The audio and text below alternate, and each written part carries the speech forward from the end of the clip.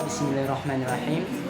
Baik, di sini saya Muhammad Azhar akan membacakan surah tentang hewan lebah, yakni yang terdapat di dalam Quran surah An-Nahl ayat 68 sampai dengan 69 yang berbunyi: Bismillahirrahmanirrahim. Wa auha rabbuka ilan nahli an ittakhidhi minal jibali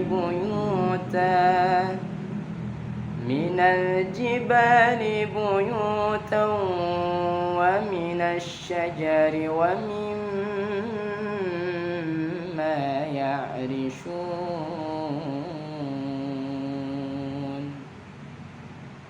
Thumma kuli min kulli thamarati fasluki subula rabbiki dhulula yakhruju min butuniha syarabun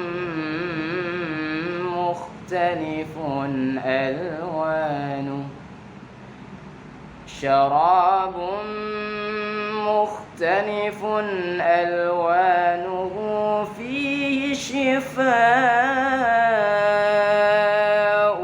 linnas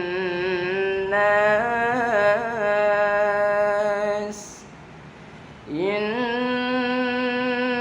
fi dhalika laayatan liqaumin yatafakkarun.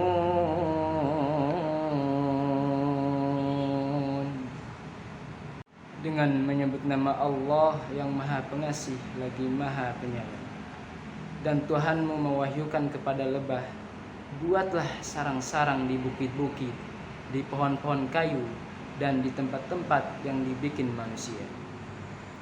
Kemudian makanlah dari tiap-tiap macam buah-buahan dan tempuhlah jalan Tuhanmu yang telah dimudahkan bagimu. Dari perut lebah itu keluar minuman madu yang bermacam-macam warnanya. Di dalamnya terdapat obat yang menyembuhkan bagi manusia. Sesungguhnya pada yang demikian itu benar-benar terdapat tanda kebesaran Tuhan bagi orang-orang yang memikirkan. Assalamualaikum warahmatullahi wabarakatuh. Bismillahirrahmanirrahim. Alhamdulillahirabbil alamin. Allahumma shalli ala sayyidina Muhammad wa ala ali sayyidina Muhammad. Saya Ahmad Rizky Afandi. Di sini saya akan menyampaikan apa-apa yang terkandung dalam surat An-Nahl ayat 68 sampai 69. Lebih tepatnya saya akan menyampaikan tentang tarian lebah.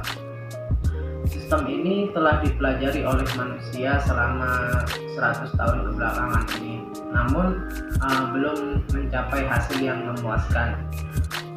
Yang pertama, mula-mula koloni lebah membentuk tim pencari untuk mencari ladang bunga yang baik. Nah, tim pencari tersebut itu berisikan lebah senior saja. Ketika sudah menemukan ladang, tim pencari akan kembali ke sarang dan membawa contoh nektar untuk dilakukan pengujian. Nah, bila dirasa nektar itu baik, maka tim pencari akan memberitahukan di mana letak ladang tersebut.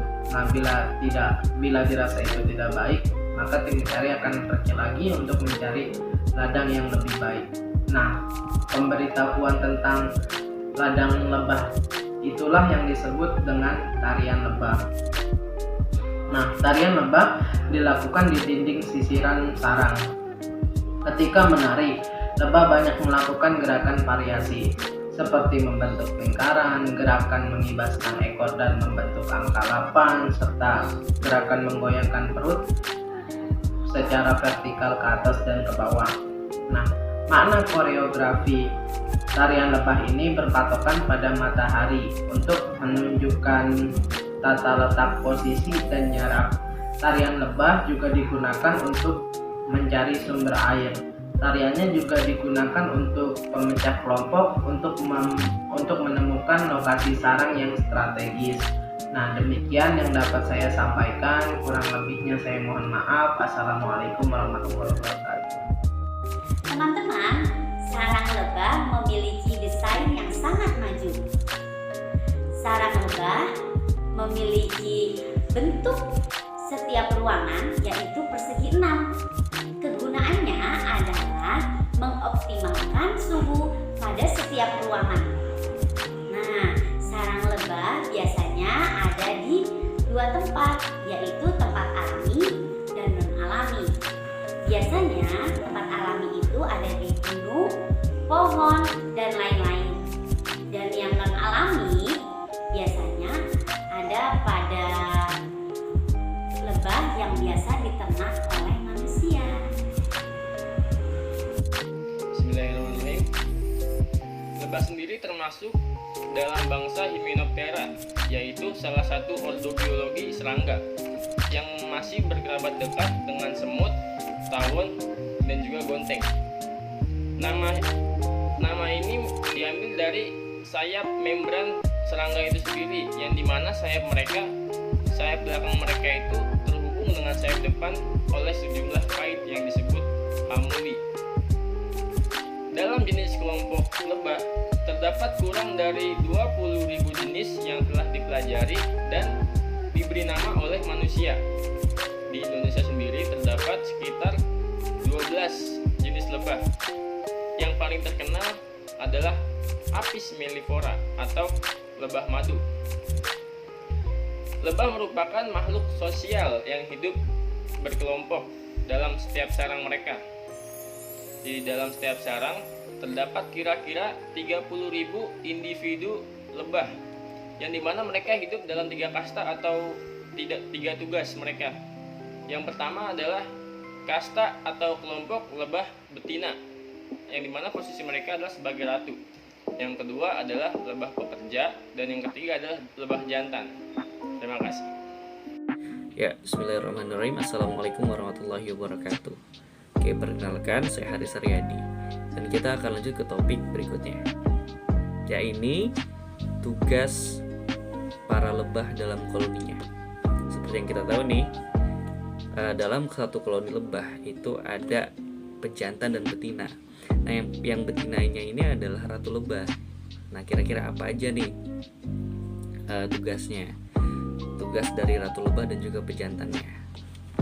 Oke, yang pertama, untuk tugas dari ratu lebah seperti yang kita tahu sudah pasti untuk mereproduksi telur, ya. Nah, kemudian lebah jantan selain mengawini ratu lebah nih, lebah jantan punya beberapa tugas. Diantaranya yang pertama adalah menjaga telur sampai menjadi lebah dewasa. Nah, terus yang kedua, karena lebah jantan ini mempunyai kelenjar yang bisa menghasilkan sebuah cairan yang kita sebut sebagai royal jelly. Nah, cairan ini adalah asupan makanan untuk para larva. Ya, dan juga kita sudah tahu manfaat daripada royal jelly, ya. Itu banyak menjadi salah satu bahan untuk obat-obat herbal juga. Nah, kemudian pejantan ini juga punya kelenjar yang bisa menghasilkan cairan lilin, yang mana cairan lilin ini merupakan bahan daripada sarang lebah. Dan terakhir, seperti yang kita tahu, lebah pejantan punya tugas untuk menjaga sarang lebah, menjaga ratu lebah daripada gangguan atau serangan dari predator. Assalamualaikum warahmatullahi wabarakatuh. Saya Yusril Rahman akan menjelaskan materi tentang manfaat kegunaan madu untuk kehidupan manusia. Dari tafsir ilmi dijelaskan, ada suatu penelitian dan pengamatan yang menyatakan bahwa lebah adalah satu-satunya makhluk yang dapat menghasilkan madu. Adapun manfaat dan kegunaan madu untuk kehidupan manusia antara lain, yang pertama, madu dapat menghambat pertumbuhan jamur dan bakteri. Yang kedua, madu dapat menjadi obat antibakteri dan menambah imunitas tubuh. Yang Yang ketiga, madu dapat menjadi obat luka biasa dan luka bakar. Yang keempat, madu dapat menjadi obat batuk. Yang kelima, madu dapat menjadi obat penambah darah untuk penderita anemia. Yang keenam, madu dapat mengatasi insomnia. Yang ketujuh, madu dapat menangkal kadar gula darah atau menyeimbangkan kadar gula darah. Yang kedelapan, madu dapat menurunkan kolesterol. Yang kesembilan, madu dapat meringankan stres. Dan masih banyak lagi manfaat dari madu itu. Demikian presentasi dari kelompok kami tentang lebah dan madu. Apabila ada kekurangan, mohon maaf. Wassalamualaikum warahmatullahi wabarakatuh.